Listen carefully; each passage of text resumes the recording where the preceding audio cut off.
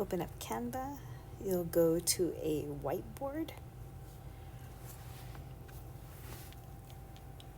And then to edit in the whiteboard, you go to draw, like to be able to write on there.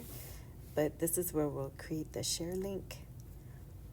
And we want to do it where anyone with the link can edit. You're going to be the only one using this link though. So we'll copy that link. And then you can either send it to yourself in a chat or email it to yourself, whichever one you have set up on your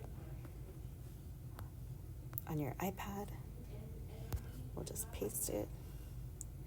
And we'll leave it there in drafts. And then we'll go over to the laptop to show you what you'll need to do. So on your computer, you'll go to drafts. Here it is. Okay, we're gonna click this link. And then we're already in the edit mode there. This is what's being projected on the screen.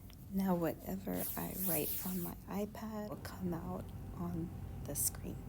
Okay, so you'll notice that when I write on here, it takes a little bit of time for it to come out, but it's not too bad.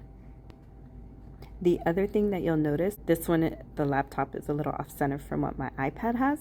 So what I would suggest is just putting little dots here in the corner.